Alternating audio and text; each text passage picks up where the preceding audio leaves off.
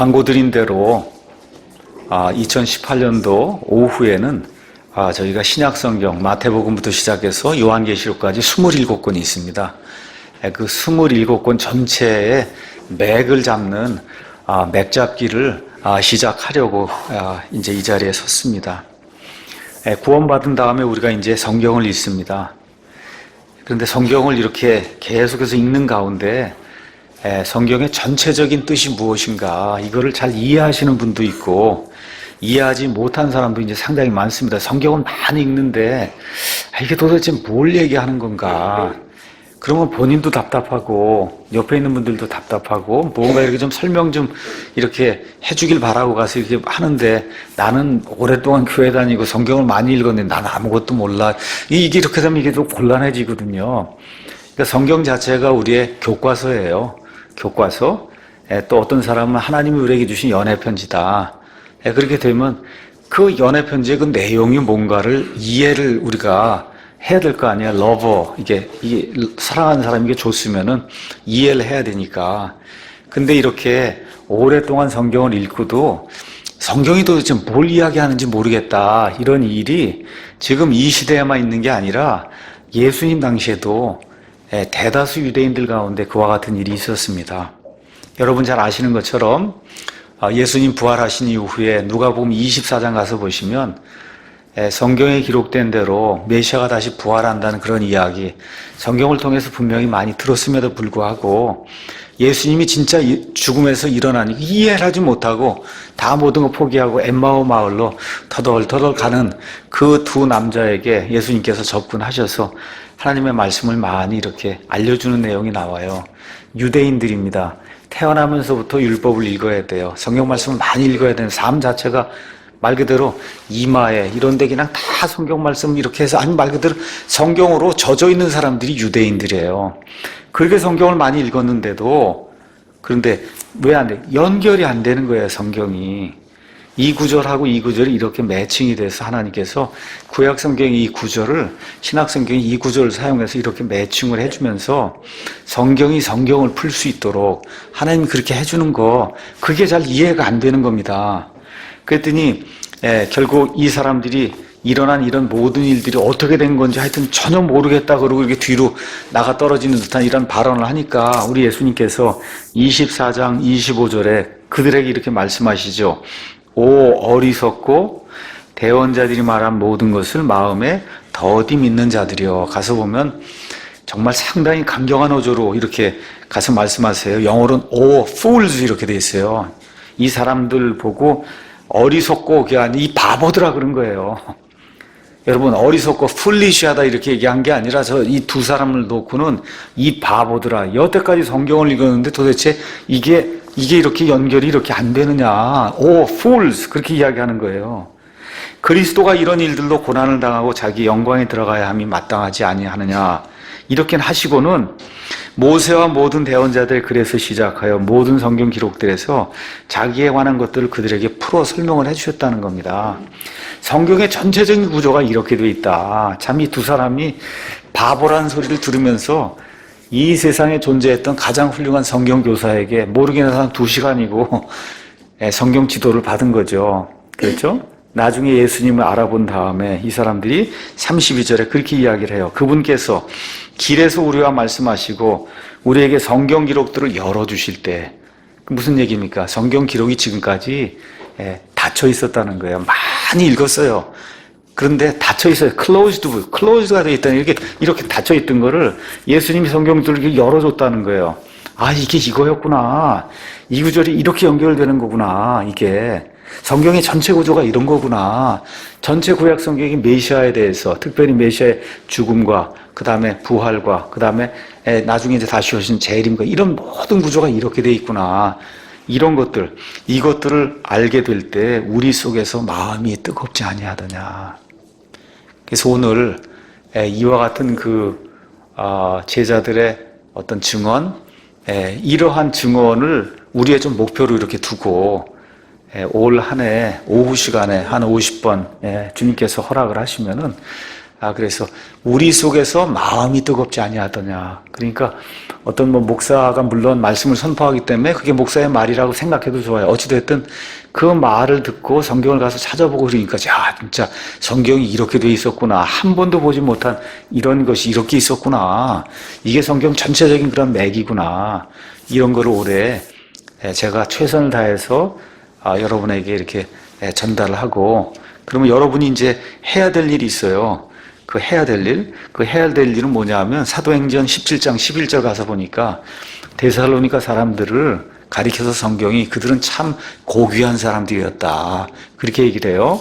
뭐냐면 사도 바울이 말씀을 이렇게 전하니까 저 사람이 전하는 저 말씀이 진짜인가 아닌가를 성경 기록들을 부지런히 살펴봤다는 거예요.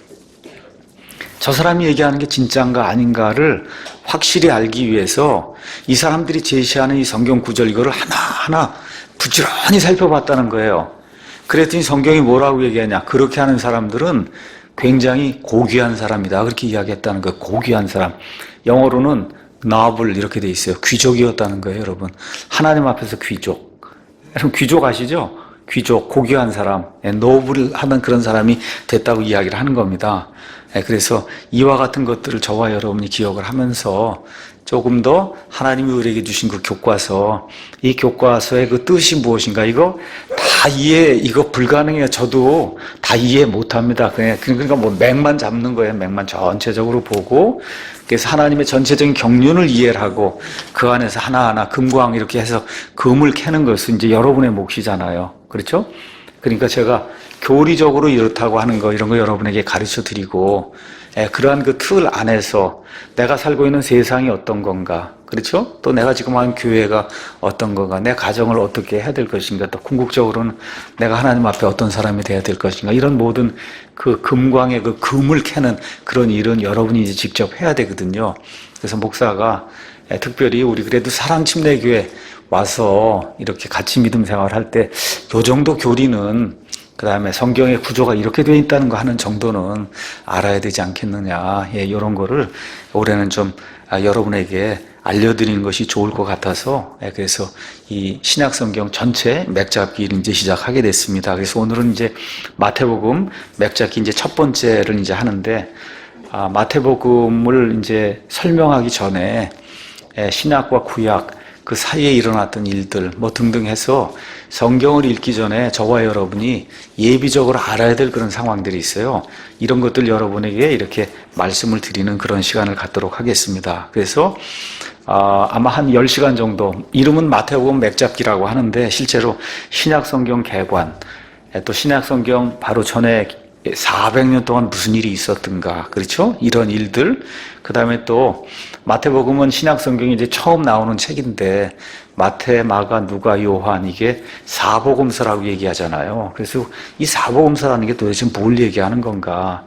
이제 또 이름이 마태복음 맥잡기니까 마태복음이 뭘 우리에게 이야기해 주는가, 이렇게 해서 앞으로 몇 시간에 걸쳐서 마태복음 1장에서 28장까지 나와 있는 그 전체적인 내용을 여러분에게 이제 말씀을 드리도록 하겠습니다. 우리가 이제 구원받으면 제가 성경을 읽어야 되는데 어디부터 읽어야 되겠습니까? 이렇게 이야기하면 대다수 사람들이 요한복음, 그 다음에 요한일서, 로마서 이제 이렇게 이제 읽으라고 이제 이야기를 합니다. 그래서 이제 그런 그 절차를 따라서 이제 많이 이제 그렇게 읽어요. 근데 이제 그걸 다 읽고, 그리고 이제 마태복음부터 이렇게 읽다 보면 뭔가 자꾸 안 맞는 것 같은 일이 생기는 겁니다, 이게. 아니, 그 요한복음, 로마서, 그 다음에 요한일서, 여기 나와 있는 이 말씀들하고 마태복음에 가서 이렇게 하니까 전혀 들어보지 못했던, 처음 성경을 접한 사람이라 바리새인, 사두개인, 그렇죠? 열심당원, 등등이 나오고 여러 가지 들어보지 못했던 그런 일들이 많이 나오는 거예요. 그래서 이게 뭔가가 좀 이상한데 하고 자꾸 이렇게 이제 하다 보면 사람들 가운데 이제 의심이 생기거나 풀리지 않은 그런 문제들이 여러 책에서 생깁니다. 그 여러 책 중에 하나가 마태복음이에요. 그래서 마태복음, 그 다음에 사도행전, 그 다음에 야고보서, 히브리서 등에서 많은 사람들이 걸려 넘어집니다. 네 책에서. 오죽하면 이 마르틴 루터 같은 경우, 이 야고보서는 그냥 성경에 없었으면 좋겠다. 그 정도로 얘기를 했어요. 또 요한계시록 이런 거, 이게 왜 신약 성경에 있어야 되냐, 이런 건 없었으면 좋겠다. 이게 이해가 잘 안 되니까 지금부터 한 4, 500년 전만 해도 이해가 안 되는 거예요. 예, 국가교회란 이 틀 안에서 신정정치라는 걸로 교회를 이해하고 지금 이걸 해석을 하려고 하니 여러분 이게 교회가 신정정치 하는 대로 이게 되면 이게 해석이 안 되지 않습니까?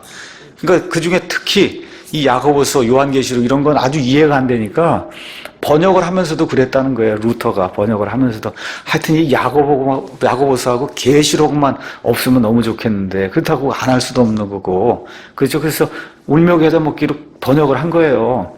야고보서하고 요한계시록은. 그래서 뭐 요한계시록도 많이 걸려 넘어진 게 사실이죠. 2단 뭐 한다거나 하고 뭐 하여튼 14만 4천 한다 그러고 뭐 해갖고 하면 다 요한계시록으로 해서 사람을 저 구렁텅이를 이제 몰아넣는 거니까. 그러니까 그 책은 너무 많이 지금까지 그러한 일을 감당을 해왔기 때문에 그 책 제외하고 나머지 많이 걸려 넘은 책이 마태복음, 사도행전, 야고보서, 히브리서 이렇게 이제 됩니다. 자, 이 책들의 특징이 있어요. 그 특징은 뭐냐면 변천기의 책이에요. 변천기. 특별히 마태복음, 그 다음에 이제 사도행전은 변천기의 책이고, 그 다음에 야고보서하고 히브리서는 안에 그 내용을 가서 보시면 신약 성도들에게 주었는데 그 안에 내용이 이스라엘 사람들하고 상관이 있는 히브리적 냄새가 아주 굉장히 진하게 나요. 그 안에 내용이 수신자도 흩어진 12지파 그렇죠. 이렇게 돼서 이스라엘 백성이 12지파에게 주고 물론 신약시대 사람들에게 좋지만 이런 것들 때문에 사람들이 이제 걸려 넘어지는 거예요. 이렇게 되면서 특별히 우리 한국 사람들 가운데 또 새롭게 예수님을 믿는 사람들 가운데 어려움을 겪는 문제가 있어요. 그것은 뭐냐 하면 자 우리 신약 성경을 읽읍시다 하고 이제 가서 읽으니까 어디부터 나와요? 마태복음부터 나오잖아요. 그렇죠? 가서 보니 여기 킹제임스 흠정역 신약 전서 이렇게 이제 돼 있으면서 마태복음부터 이제 이렇게 나오니까 대다수의 사람들이 어쩔 수 없어요. 저도 마찬가지고 이러한 것을 알기 전까지는 그냥 그렇게 생각한 거예요. 마태복음 1장 1절부터 신약 시대가 시작이 되었구나. 이렇게 시작을 하고 성경을 읽기 시작을 하는 겁니다. 신약 시대가 여기 마태복음 1장 1절에 아브라함의 자손이시여 다윗의 여기부터가 신약 시대구나. 이렇게 생각을 하고 성경을 읽다 보니까 아까와 같은 그런 충돌이 자꾸 생기는 겁니다. 충돌이. 자, 그러면 신약이라고 얘기할 때 우리가 영어로 뉴 테스타먼트 이렇게 돼 있어요. 테스타먼트라고 하는 말은 이렇게 사람이 죽을 때 상속을 위해서 자기 자식들에게 주는 그와 같은 약속이 테스타먼트예요. 테스타먼트. 그럼 예를 들어 뭐 우리말로는 더 짧게 얘기하면 유언이라고 얘기할 수 있지만 유언은 죽는 사람이 이렇게 남겨놓는 거 보통 우리가 이제 유언이라고 얘기하고 영어로는 will로 많이 표현하고 우리 하나님 대신은 예수님이 주시는 것은 will로 표현 안 했고 테스타먼트로 표현했어요. 테스타먼트. 그러니까 더 쉽게 생각하니 여러분 유언이라고 생각해 보세요. 제가 이제 죽으면서 우리 첫째 딸에게는 저 집을 내가 유언으로 남겨준다. 그렇게 이제 유언장에 적었단 말이에요. 그렇죠? 그러면 제 딸이 저걸 차지하려면 제가 어떻게 돼야 차지할 수 있어요, 여러분? 제가 살아있으면 저건 뭐예요? 암만 해도 저거 제 딸 게 아닙니다, 저게. 어떻게 돼야 돼요? 내가 죽어야만, 그렇죠? 내 유언이 효력을 발휘해서 저 아파트든 뭐든 내가 주겠다, 내 딸이니까. 그리고 주겠다고 한 게 그때 효력을 발휘하는 거예요. 그렇죠? 그러니까 영어 성경으로 얘기하면 테스타먼트가 효력을 발휘하려면 그 테스타먼트를 준 사람을 영어로는 테스테이터라 그랬어요. 상속 유언하는 자가 죽어야 효력이 발휘된다는 거예요. 그 내용이 히브리서 9장에 기록되어 있습니다. 한번 가서 여러분 읽어보겠습니다. 히브리서 9장 16절 가서 보겠습니다. 히브리서 9장 16절 상속 언약이 있는 곳에는 그러니까 테스타먼트가 있는 곳에는 또한 반드시 상속 언약하는 자 테스테이터의 죽음이 필히 있어야 된단 말이야. 죽지 않으면 제 딸에게 억만금을 준다고 이렇게 유언장에 써놔도 제 딸이 그거 못 받습니다. 내가 죽어야 받지. 그렇죠? 상속 언약은 사람들이 죽은 뒤에라의 효력이 있고 상속 언약하는 자가 살아있는 동안에는 아무 힘이 없느니라. 그 지금 여기 뉴 테스터먼트라고 하는 그런 말이 어디에 나오냐? 여러분 마태복음에 가서 보시면 예수님 십자가에 달려 돌아가시기 전에 예수님께서 6월절을 주의 만찬으로 바꿔주시는 내용 있죠? 그 하시면서 뭐라고? 이것은 내 피로 세우는 새 상속 언약이다. 그래서 거기에 처음으로 뉴 테스타먼트라는 얘기가 나오는 거예요. 뉴 테스타먼트. 그러니까 그 전에는 올드 테스타먼트고 이제 내가 첫 이런 언약으로 뉴 테스타먼트를 준다. 다른 그런 성경에는 뉴가 빠져 있습니다. 뉴가 빠지면 안 돼요. 뉴가 제일 중요한 말이에요, 거기에서. 그래서 뉴 테스타먼트를 준다는 거예요. 그럼 여러분 주면 그 뉴 테스타먼트가 언제 효력을 발휘하게 됩니까, 여러분? 예수님이 테스테이터니까 예수님이 죽어야 효력을 발휘하잖아요. 그렇죠? 그러니까 저와 여러분 뭘 기억하셔야 되냐? 엄밀한 의미의 진짜 의미의 뉴 테스터먼트 신약 시대는 예수님 십자가 사건 이후예요. 뉴 테스터먼트 주는 것도 언제 주셨어요? 십자가에 달려 죽기 바로 전날 주셨고 이게 효력을 발휘하는 것도 십자가 사건 이후부터 효력을 발휘하는 거예요. 이걸 기억을 못하고 마태복음부터 읽으면서 이게 다 신약 성경이다 이렇게 생각을 하고 이게 지금 우리가 믿고 있는 그런 교리하고 똑같은 그런 교리를 가르치는가 보다 이렇게 생각을 하면 그러면 걸려 넘어지는 거다. 아닙니다. 그렇지 않습니다. 자, 그래서 신약 성경은 마태복음부터 시작하는데 우리가 엄밀한 의미로 구약시대라고 얘기하죠. 구약시대, 신약시대 이렇게 얘기할 때 그 구분점은 어디예요? 십자가 사건이라는 거, 십자가 사건. 그러니까 예수님은 십자가 사건 일어나기 전까지 구약시대에 사셨어요. 구약시대에 태어나셨어요. 율법 아래에서 태어나셨어요. 갈라디아서 4장 가서 보시면 그렇죠? 그래서 어떻게 구약시대를 마감하신 거예요. 예수님이 구약시대를 마감하시고 신약시대를 여신 거예요. 여신 거. 그래서 신약시대는 십자가 사건 이후부터라고 하는 거. 요거를 잘 기억을 하시고 그럼 여러분 가셔서 마태복음, 마가복음, 누가복음 가서 보시면 전체가 다 어느 시대의 기록이에요. 거의가 다 구약시대의 기록이라는 거. 그렇죠? 그걸 기억하시고 부활 사건 이후부터 사도행전 넘어서 가면서부터가 엄밀한 의미의 뉴 테스터먼트 피리어드, 신약 시대, 그 시대가 시작이 된 거라는 거. 이걸 저와 여러분 꼭 기억을 하셔야 됩니다. 자, 그러면 마태복음은 이런 것들을 이제 기록을 하고 있는 책인데 변천하는 역사를 기록하고 있다 그랬어요. 그래서 구약에서 신약으로 넘어가는 겁니다. 구약에서 신약. 사도행전은 교회가 시작이 됐는데 100% 유대인들로 구성이 된 그런 교회에서 10년 정도 시간이 지나가면서 이방인들의 교회로 변천이 되는 걸 기록하고 있는 거예요. 그러니까 이게 변천이 될 때 그 상황을 제대로 이해하지 못하고 완전히 변천이 끝난 그 상태가 지금 우리 상태잖아요. 이 상태가 두 개로 혼동을 하게 되면 그럼 성경을 읽으면서도 이게 도대체 왜 이럴까? 여기서는 이렇게 얘기하는 여기서는 왜 이렇게 이런 이야기들이 생길 수 있는 겁니다. 자, 사복음서 이야기가 나오니까 제가 이제 마태복음부터 시작해서 요한계시록까지 성경이 기록된 순서를 여러분에게 말씀을 드릴게요. 성경이 기록된 순서. 그래서 신약 성경 이렇게 볼 때 이게 도대체 성경이 어떻게 구성이 되어 있는가도 잘 아셔야 됩니다. 먼저 나오는 게 마태복음, 마가복음, 누가복음이 나옵니다. 이걸 우리가 공관복음이다 그렇게 얘기해요. 공관복음 영어로 시납틱 가스풀 이렇게 되어 있습니다. 시납틱이라고 하는 말은 시놉시스라고 하는 그런 말에서 나오는 거예요. 그 시놉시스는 뭐냐 하면 개요, 구성 그런 거예요. 뼈대를 얘기하는 거예요. 뼈대가 마태복음, 마가복음, 누가복음 가서 보면 구성이 같다는 거예요. 여러분 마태, 마가, 누가 읽어보세요. 같은 사건이 여기도 나오고 여기도 나오고 그렇죠? 이게 연대기적으로 이렇게 원하는 대로 각자가 원하는 대로 이걸 구성을 했지만 그 안에 가서 그 구성 요소를 보면 마태, 마가, 누가의 전체적인 개요가 비슷하단 말이에요. 예수님께서 공생에 특별히 이제 하시는 가운데 이룩하셨던 그런 여러 일들을 거의 같은 개요, 그렇죠? 거의 같은 구성 요소로 이렇게 전달을 하고 있는 겁니다.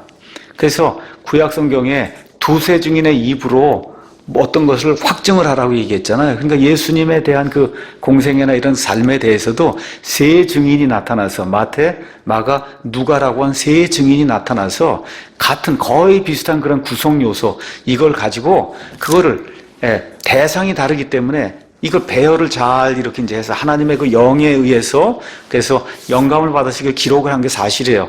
근데 그 전체적인 구성 내용이 같다는 겁니다. 이렇기 때문에 이걸 우리가 공관복음이다. 그렇게 이제 보통 이야기를 하는 겁니다. 그래서 성경, 신약성경부터, 신약성경 마태복음부터 그 다음에 끝에 이제 계시록까지는 대략적으로 AD 한 55년경부터 AD 90년까지 약 45년 동안 이게 기록이 된 거예요. 45년. 그 가운데 이제 여기 나오는 마태, 마가, 누가는 60년경에 기록이 된 겁니다. 그러니까 예수님 승천하시고 30년쯤 지났을 때 여기 마태, 마가, 누가 복음이 이제 기록이 된 거예요. 그래서 예수님의 지상 사역을 마태, 마가, 누가 이 세 사람이 거의 비슷한 계열을 가지고 기록을 했는데 다만 주제와 좀 대상이 다른 겁니다. 마태는 누구를 대상으로 했냐면 유대인을 대상으로 한 거예요. 그러니까 여러분 누가 글을 쓰더라도 똑같은 걸 쓰더라도 이게 대상이 누구냐에 따라 그렇죠. 유대인 같으면 유대인들이 아는 그런 관습과 여러 관례와 이런 것들을 가지고 유대인들을 설득하니 그렇게 써야 되는 거고 이방인들에게 유대인들의 관습과 이걸 설명하면 여러분 알아듣겠어요? 아무도 못 알아듣잖아요. 그게 무슨 얘기인지 못 알아듣는 겁니다. 그렇죠. 이렇게 되니까 그때는 똑같은 그런 이야기를 쓸 때 가능한 유대인 이야기는 빼고 예수님이 구원자라고 하는 어떤 그런 특정한 그런 사실만을 이렇게 전달해야 될 그런 필요가 있기 때문에 그래서 일단 마태는 누구를 대상으로 한 거냐. 너희가 십자가에 달려 죽게 만든 그분이 바로 우리의 구원자다. 우리 유대인들의 구원자가 된다는 그러한 걸 가지고 유대인들을 향해서 말씀을 이제 기록을 한 겁니다. 주후 60년경에. 그 다음에 이제 마가가 나오는데 마가는 역시 주 60년경에 하나님의 영에 의해서 마가가 이제 감동을 받고 기록을 한 거예요. 여기는 주로 로마 교회, 로마에 있는 지역 교회가 있었어요. 여기 이방인 대상으로 해서 그래서 고난받는 메시아, 고난받는 종에 대해서 마가가 짤막하게 기록을 이제 한 겁니다. 그 다음에 누가는 그리스 사람을 대상으로 해서 하나님의 아들 그분이 사람의 아들로 이 땅에 오셔서 그래서 이 세상 사람들을 구원하는 구원자가 되신다. 주후 65년경에 이제 기록을 한 겁니다. 그래서 여러분 여기 마태, 마가, 누가를 가서 보시면 이거는 100% 역사 기록이에요. 역사 기록. 무슨 얘기인지 아시죠? 언제 무슨 일이 일어났고 무슨 일이 일어났고 무슨 일이 일어났고 이러한 그 역사 기록과 함께 이것들을 통해서 예수님이 어떤 분이신가를 알려주려고 이 세 사람들이 이와 같은 말씀들을 기록한 겁니다. 근데 여러분 아시는 것처럼 누가가 같은 책을 또 하나 기록해 또 같은 누가가 다른 책 하나 기록했죠? 그게 뭐예요? 누가복음 다음에 나오는 게 사도행전이에요. 그러니까 누가복음하고 사도행전은 같은 저자가 거의 같은 시기에 똑같은 데오빌로라고 하는 그러한 상대를 향해서 이걸 기록을 한 거예요. 그러니까 예수님 시대부터 시작해서 나중에 교회가 형성이 돼갖고 전 세계로 퍼져나가는 전체 과정을 2부작으로 기록한 거예요. 그래서 1부에는 누가복음이고, 그렇죠. 2부에는 사도행전이고, 그래서 AD 65년경에 이걸 이제 기록을 한 겁니다. 자, 그 외에 이제 사도행전 끝나고 나서 로마서부터 시작해서 히브리서까지는 사도 바울의 이제 서신, 교회가 이제 형성이 되니까 이방인들 그 교회를 향해서 하나님이 주시고자 하는 그런 메시지, 그게 한 AD 55년경에 뭐 갈라디아서를 비롯해서 이러한 교회를 향해서 하나님이 주시고자 하는 그런 말씀이 로마서부터 히브리서까지 히브리서도 사도 바울이 기록한 겁니다. 그래서 사도 바울의 서신서가 이제 나오게 되고 그거 끝나고 난 다음부터 야고보서, 베드로 전서, 후서, 유다서 등의 이와 같은 서신이 나오는데 이런 건 일반 서신이라고 얘기해요. 영어로는 제너럴 이피슬이다 이렇게 되어 있습니다. 물론 다 교회를 대상으로 한 건데 이 제너럴 이피슬 일반 서신은 특징이 있어요. 히브리 색채가 굉장히 강합니다. 히브리 색채, 유대인들의 색채, 유대인들의 어떤 그 관습, 그 다음에 뭐 히브리서 같은 경우 구약 성경에 레위기라든지 이런 거에 대한 배경 지식이 없으면 일반 그 이방인들은 거의 이해하기 어려울 정도의 그렇죠. 이런 이야기. 그 다음에 또 여러분 야고보서 갔으면 흩어진 12지파에게 아주 명시가 돼 있어요. 수신자가. 또 베드로 전서 가서 보시면 역시 흩어진 여러 사람들 얘기하는데 그 안에 내용을 가서 보시면 상당히 그 유대인들 중심으로 이게 기록이 돼 있구나. 이런 내용을 우리가 이제 알 수가 있습니다. 이게 이제 다 기록이 다 됐어요. 그러고 난 이후에 시간이 흘러갔습니다. 시간이 흘러간 다음에 하나님의 때 하나님이 이제 이 모든 것들 창세기부터 시작해서 여기 끝에 히브리서 이제 끝나면서 맨 끝에 유다서까지 그렇죠. 이거 이제 다 기록이 다 끝났단 말이에요. AD 한 70년 경면 이게 다 기록이 끝납니다. 그러면서 20년 정도를 더 기다리는 거예요. 20년 정도 이 기다리는 동안에 어떤 사람이 이제 나타나는 AD 90년경에 예수님과 함께 직접 같이 사역을 하던 사람 중에 요한이라는 제자가 있어요. 그렇죠? 요한이라고 한 제자도 되고 사도도 되는 이 요한을 하나님이 이렇게 감동을 시켜서 이 성경 전체가 무엇인가, 예수님이 오신 게 무엇인가를 총정리하는 그런 글을 쓰게 하세요. 그 글이 첫 번째가 요한복음이에요. 그러니까 여러분 요한복음이 마태복음, 마가복음, 누가복음, 요한복음 네 번째 쓰였구나 이렇게 생각하시면 안 됩니다. 요한복음은 성경의 맨 마지막에 AD 90년경에 기록이 된 거예요. 여러분이 가서 요한복음을 읽으면 마태, 마가, 누가하고는 아직 내용 자체가 틀립니다. 내용 자체가. 그렇죠? 내용 자체가 틀리면서 그 안에는 유대인, 이방인 할 것 없이 모든 사람이 오직 믿음으로 말미암아 구원받는다. 하나님이 세상을 이처럼 사랑하사 자신의 독생자를 주셨으니 이것은 누구든지 그를 믿는 자는 영전한 멸망하지 아니하고 영전한 여기 가서 보면 믿는 거 이게 믿음에 이게 돼서 말 그대로 사도 바울의 로마서라든지 이런 모든 것들까지 다 포함을 하면서 예수님께서 하나님의 아들, 말 그대로 하나님으로서 이 세상에 향하셨던 그런 일. 그래서 시작도 어디부터 시작이 돼요? 1장 1절에 처음에. 그래서 처음에 말씀이 계셨더로부터 시작이 되잖아요. 다른 거는 어떻게 시작이 돼요? 뭐 유대 지방, 베들레헴, 예수님 이런 걸로 시작이 되는데 이건 시작 자체가 아예 처음부터 시작이 되잖아요. 그렇죠? 이렇게 돼서 예수님이 하나님의 아들로서 온 세상 모든 사람 누구든지 믿기만 하면 구원받는다고 하는 이 전체를 요약한 그와 같은 가스플, 이 복음서를 이제 기술하게 됩니다. 그게 요한복음이에요. 요한복음.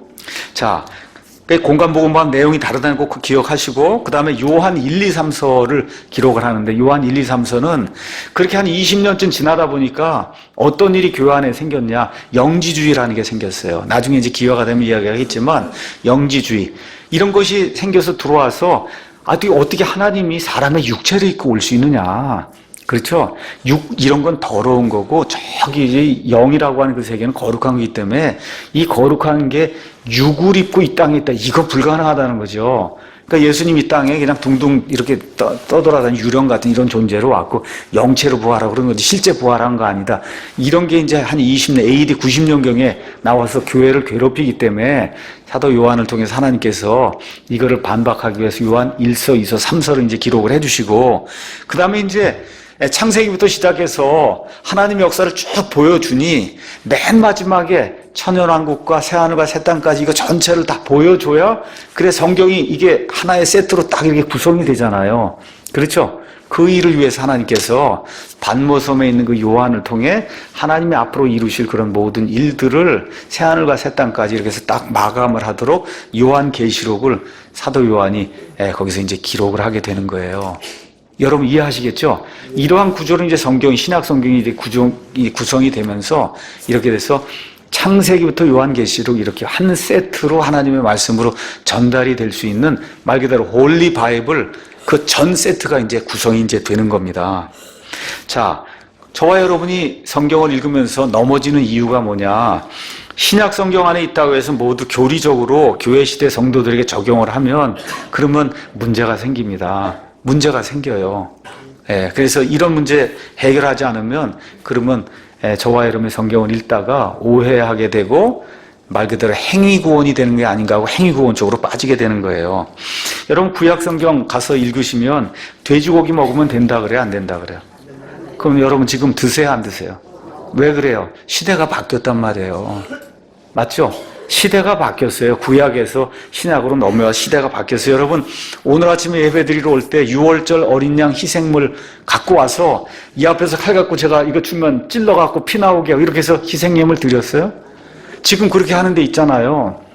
지금도 그렇게 하는 데 있어요. 무슨 제가 무슨 의교회 이런 데 있어요. 거기 가면 지금도 그거 어린 양 잡아 죽이고 하거든요. 이거 왜 그래요? 시대를 구분하지 못하기 때문에 그런 거거든요. 한때는 어린 양을 잡아 죽여야 될 때가 있고 지금은 유일하신 하나님의 어린 양 예수님이 오셔서 단번 속죄로 끝낸 시대예요. 지금은 시대가 달라졌잖아요, 여러분. 그렇죠? 이거를 잘 이해하셔야지 성경에 있으니까 내가 그대로 다 지켜야 된다. 그 의미는 좋고 좀 하나님께 신실하게 하려는 그건 좋지만 그건 아닌 거예요. 그래서 하나님께 좋은 그런 일꾼이 되려면 성경을 바르게 나눠야 돼요. 진리의 말씀을 바르게 시대 구분을 잘해서 이게 맞는 거가 아닌 거 시대 구분을 못하기 때문에 다 걸려 넘어지는 겁니다. 걸려 넘어지는 거예요. 자, 이런 것들을 기억을 하면서 구약시대 예수님 지상사역하는 기간에 여러분 교회가 있었습니까? 없었습니까? 교회가 있었어요? 없었어요? 없었어요. 그런데 창세기부터 교회라는 데가 있어요. 창세기부터 교회다. 이게 이렇게 되면 어려워지는 거거든요. 또 구약시대에 그 예언됐던 그런 왕국이 교회라고 그러고 이렇게 되면 어려워지는 거예요. 그러니까 그냥 성경에 있는 그대로 왕국은 왕국이고 교회는 교회고 그냥 있는 그대로 그 시대를 잘 구분해서 저와 여러분이 성경 말씀을 읽어야 넘어지지 않는다는 겁니다. 넘어지지 않는다. 자, 그럼 예수님의 사역의 대상이 누구냐? 예수님이 이 땅에 오셨단 말이에요. 지금 저와 여러분 예수님 사역 당연히 우리 이방인이지. 그렇죠? 그렇게 생각하지 않아요. 틀린 건 아닙니다. 그런데 예수님의 이 땅에 오셨을 때 1차 사역의 대상이 누구예요? 1차 아니면 주 사역 대상이 누구예요? 유대인이에요. 그냥 100% 유대인입니다. 유대인이에요. 우리 로마서 15장 한번 가서 보겠습니다. 로마서 15장 8절 9절 가서 보시면 이제 내가 말하거니와 예수 그리스도께서 하나님의 진리를 위해 할례자들의 사역자가 되신 것은 할례자가 누굽니까? 유대인이에요. 예수님이 하신 일이 두 가지가 있는데 첫 번째 하신 일이 뭐냐? 할례자들의 사역자가 되셔서 조상들에게 하신 약속들 아브라함과 이삭과 야곱 이 조상들에게 하신 그 약속 결국은 뭐예요? 메시아 왕국을 이루신다고 하는 이와 같은 약속들을 예수님이 확증하려고 하신 게 1차 목적이고 두 번째 또 이방인들이 하나님의 긍휼로 인하여 하나님께 영광을 돌리게 하려 하십니다. 그래서 주 목적이 유대인들이라고 하는 거 이런 내용을 저와 여러분 기억하셔야 됩니다. 그래서 누가복음 1장 30에서 33절 나중에 읽어보세요. 67절에서 75절 누가복음 2장 25절 34절 38절 등 여러분이 가서 있는 그대로 성경을 있는 그대로 가서 읽으시면 예수님께서 유대인들을 주 대상으로 해서 사역을 하시며 이 땅에 메시아 왕국을 가져오시기 위해서 일하셨다는 그런 사실을 충분히 이제 이해할 수가 있습니다. 그래서 마태복음 10장에 나중에 이제 나오겠지만 예수님께서 제자들을 이렇게 보내시면서도 뭐라 그래요? 이방인들에게는 가지 마라. 사마리아 사람들한테도 가지 마라. 오직 누구에게만 가라는 거예요? 이스라엘 사람들에게만 가라. 가면서 하늘의 왕국이 가까이 왔다. 메시아 왕국이 가까이 왔다는 이와 같은 말씀들을 선포하라는 겁니다. 자, 그런데 이제 시대가 바뀌어요. 신약 시대가 이제 시작이 돼. 구약이 끝나고 이렇게 신약 시대가 시작이 되니까 어떻게 됩니까? 우리 마태복음 28장 가서 보니까 예수님께서 하시는 말씀의 내용이 완전히 바뀌게 되는 거예요. 28장 19절에서 20절 가서 보니까 그러므로 너희는 가서 모든 민족들을 가르치고 아버지와 아들과 성령의 이름으로 그들에게 침례를 주며 그러니까 십자가 사건 전에는 누구에게만 가라고 그래 예수님이 이스라엘 사람에게 좀 가라고 이야기한단 말이죠. 그렇죠?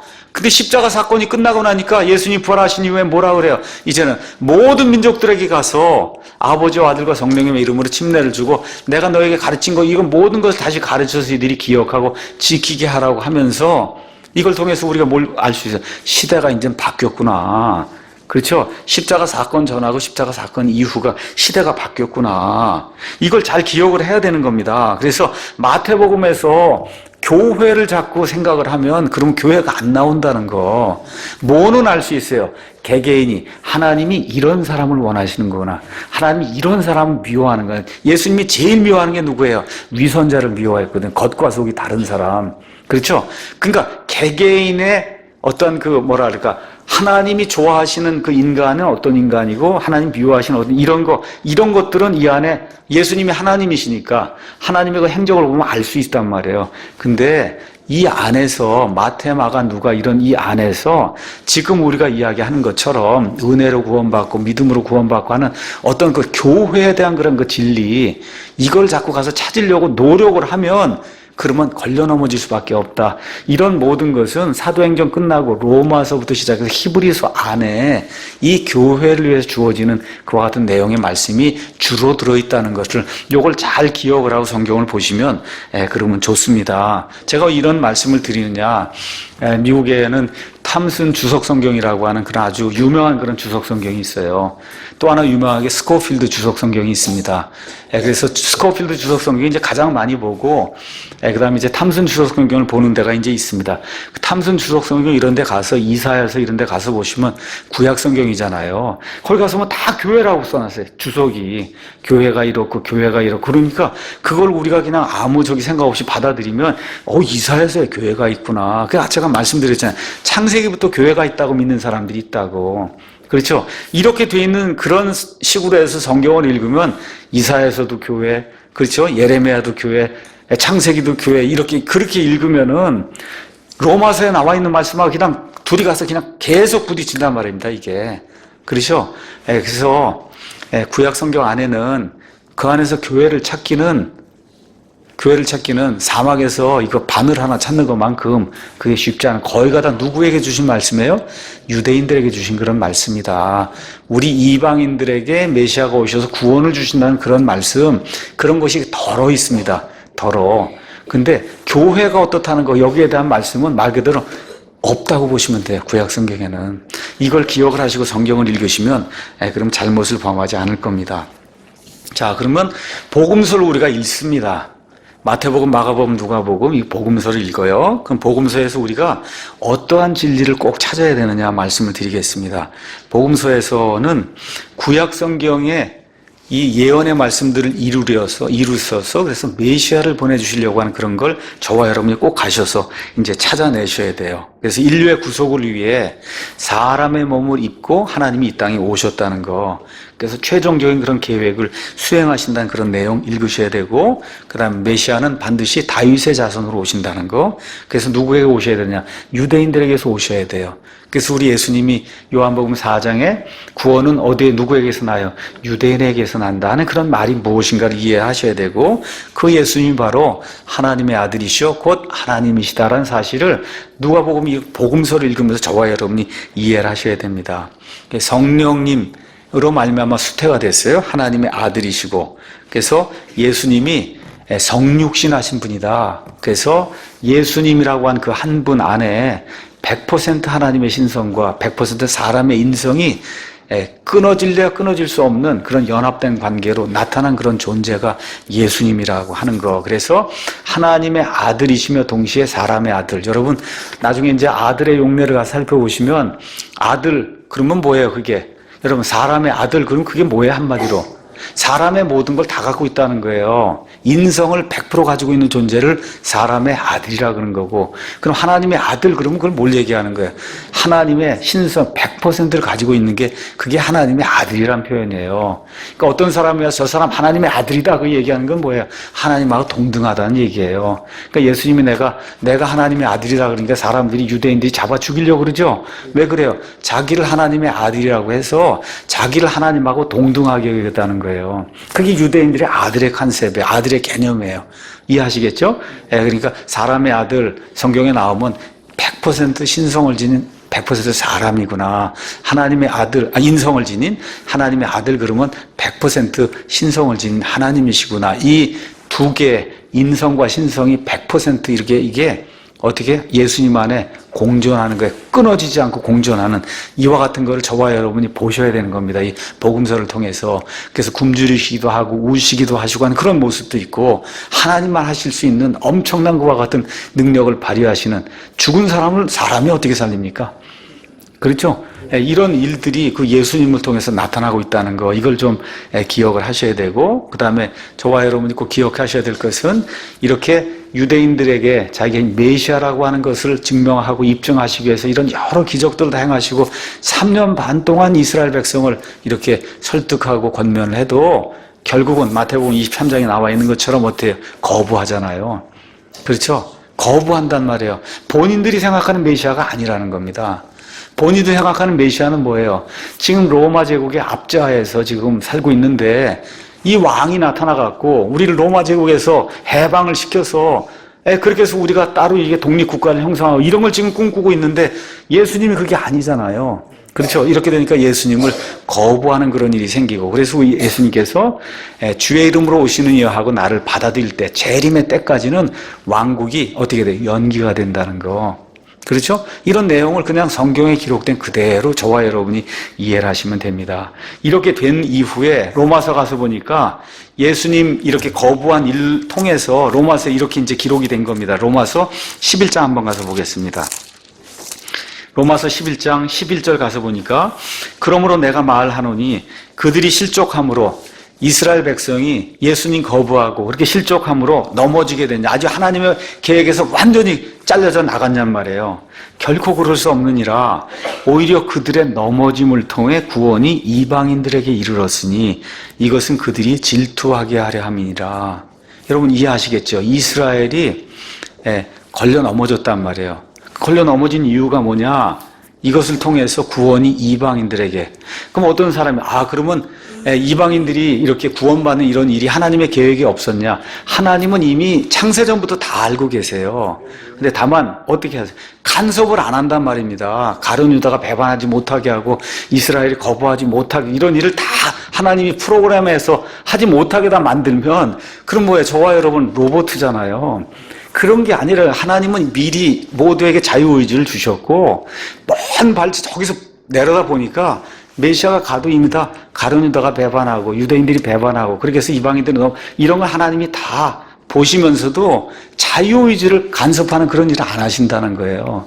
그래서 그 이방인들의 이와 같은 그 실족함으로 통해서 우리 유대인들의 이방인들에게 구원이 이루어져요. 그렇게 되니까 나중에 보니까 이 이방인들은 구원받는데 유대인들은 구원 못 받으니까 어떻게 시기하고 질투하게 된단 말이죠.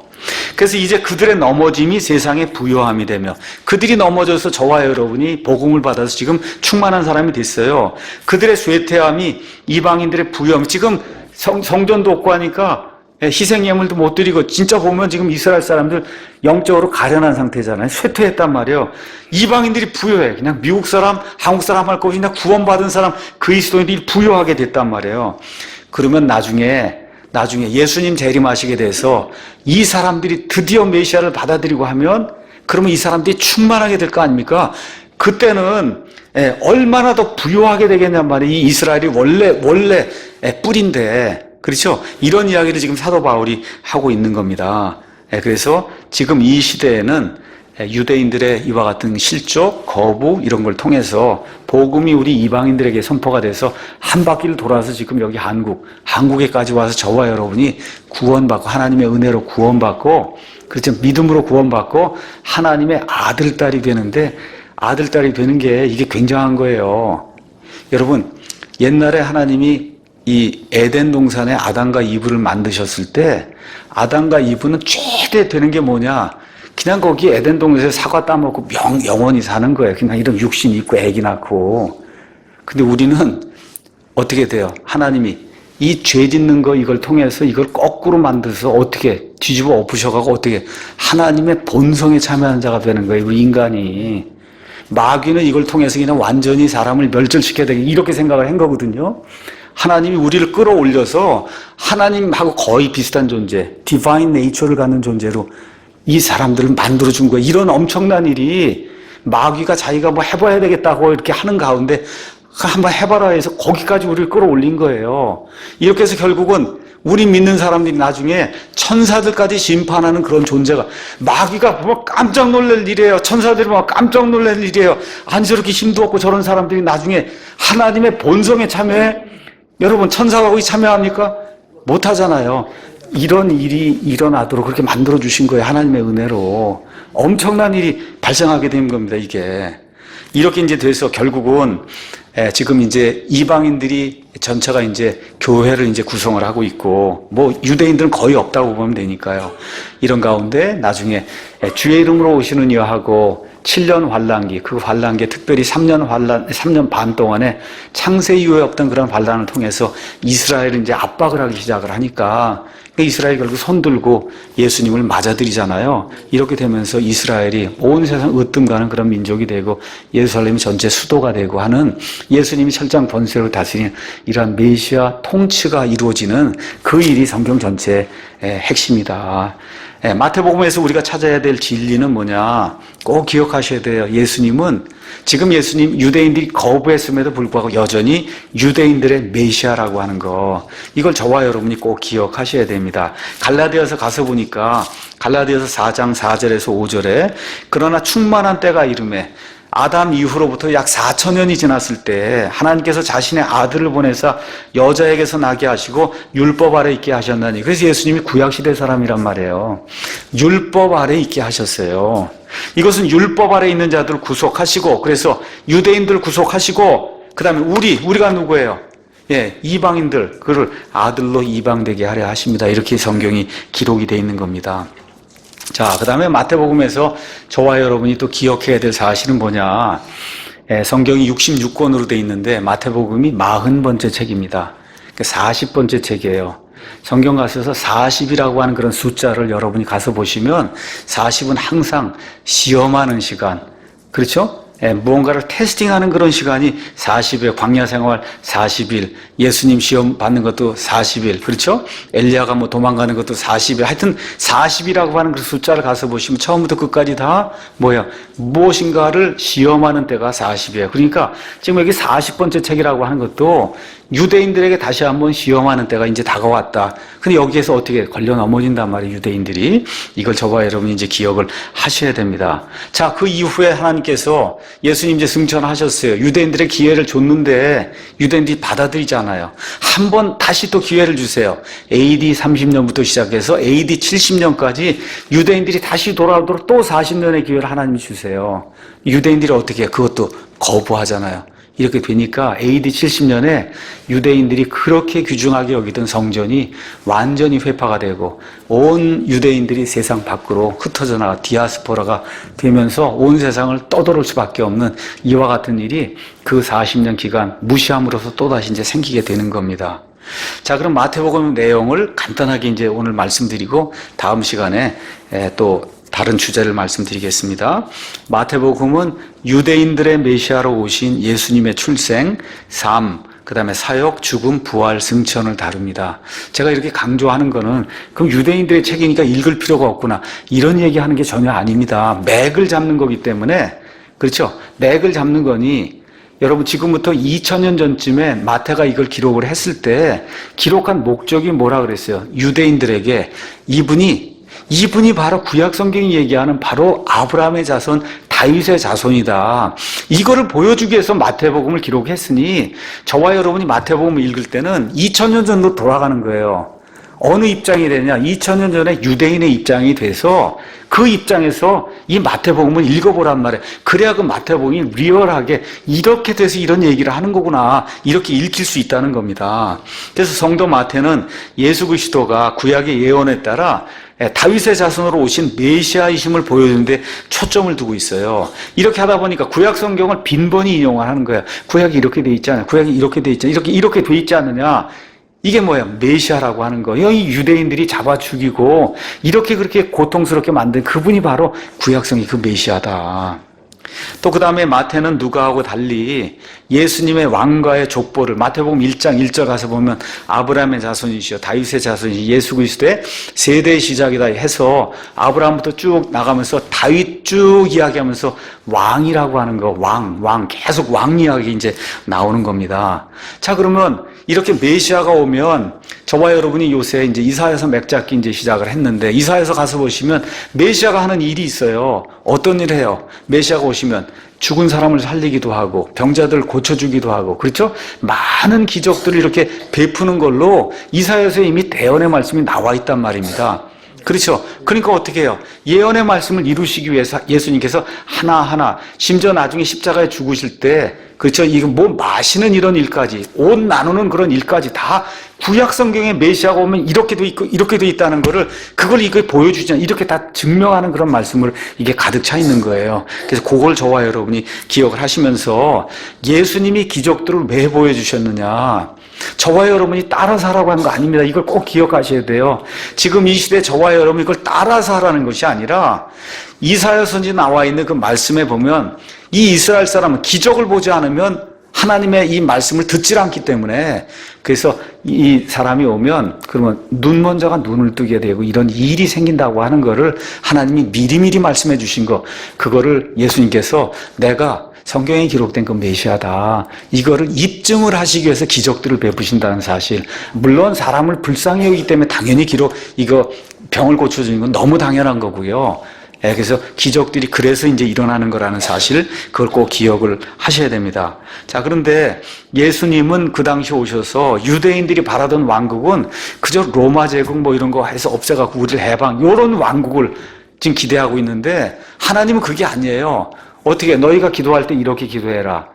아버지의 왕국이 임하옵시며 하나님의 뜻이 하늘에서 이루어진 것처럼 땅에서 이루어지는 그런 왕국. 그러니까 요 예루살렘, 요 이스라엘 요 부분에서만 이루어지는 게 아니라 온 세상 천지 만물이 하나님의 통치하에서 평화 가운데 거하는 에덴 동산에서 하나님이 이루시고자 했던 그 평화. 그렇죠? 그거를 이루는 걸 예수님은 하려고 하는데 유대인들은 그저 여기 로마 제국 벗어난 이것만 얘기를 하면 그럼 그거 벗어났다고 생각해봐. 나머지 온 땅은 누가 다스려 여전히? 로마가 다스리잖아요. 이런 거 아니라는 거예요. 예수님이 얘기하는 거는. 그렇죠? 그런 왕국이 아니라 온 세상 전체가 다 하나님의 통치하에 들어가는 이런 왕국을 제시하니까 유대인들이 노하고 이제 거부하게 되는 겁니다. 그래서 가장 중요한 단어, 마태복음 가서 읽으시면 왕과 왕국이라고 하는 그런 단어가 나온다는 거. 왕하고 왕국을 놓치면 그러면 마태복음은 잘못 읽게 된다.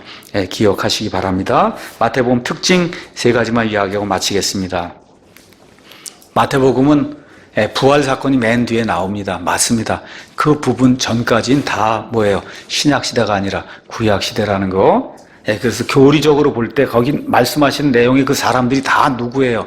유대인이라는 거. 이거를 꼭 기억을 저와 여러분이 하셔야 교리적으로 여러분과 제가 실수하지 않습니다. 자, 그 다음에 자신들의 메시아를 고대하는 히브리 사람들의 관점에서 쓴 거예요. 히브리 사람들 400년, 700년 그냥 메시아 온다는 거 그렇게 고대하지 않았습니까? 침례자 요한이 나타나서 회개의 침례를 주니까 백성이 기대하고 있어요. 뭘 기대해요? 메시아를 기대하고. 당신이 메시아입니까? 그렇게 묻잖아요. 그렇게 백성이랑 고대하는 그런 분위기, 그런 분위기를 저와 여러분 이건 말씀을 통해서 이해를 하셔야 된다는 거죠. 메시아가 그냥 나타나고 고대하는 가운데 예수님이 오셔서 말 그대로 히브리 사람들의 그 메시아 그 고대 사상이 충만하게 들어있다는 그 사실. 그게 자기들하고 맞지 않으니까 갈등이 일어나는 이런 것들을 마태복음 읽으면서 이게 막 드러나야 그래야 이게 다큐멘터리가 뭐 진행이 되면서 흥미진진하다 그러잖아요, 우리가. 흥미진진. 그런 거를 마태복음을 통해서 그렇게 이제 읽게 되는 거예요. 그 다음에 신약 시대가 어느 면에서 열렸지만 엄밀한 의미의 신약 시대가 아니라 여전히 예수님 십자가 달려서 죽기까지 구약 시대다. 그래서 침례자 요한의 사역. 여러분 침례자 요한이 신약 시대 사람입니까? 구약 시대 사람입니까? 구약 시대 사람입니다. 구약 시대 사람. 그래서 요한복음 1장 31절에 가서 보니까 예수님을 유대인들에게 증언하기 위해서 드러내기 위해서 침례자 요한이 그 사역을 했다는 거. 그 다음에 예수님의 사역의 목적은 아까 읽은 대로 먼저 할례자들에게 조상들에게 약속하신 그 약속을 확증하시기 위해서 예수님 오셔서 그게 1차 목적이고, 그 다음에 이 사람들이 거부하게 되니까 그 복음의 소식이 우리 이방인들에게 전달이 돼서 지금은 교회라고 하는 정말 미스터리한 이와 같은 이 교회라고 하는 이 기관이 이게 생겨서 유대인들이 시기하고 질투할 수밖에 없는 그런 일이 생기게 됐다는 거. 요 정도를 저와 여러분이 잘 이해하시면 그러면 성경 읽는데 도움이 될 겁니다. 오늘 첫 시간 이렇게 해서 마치겠습니다.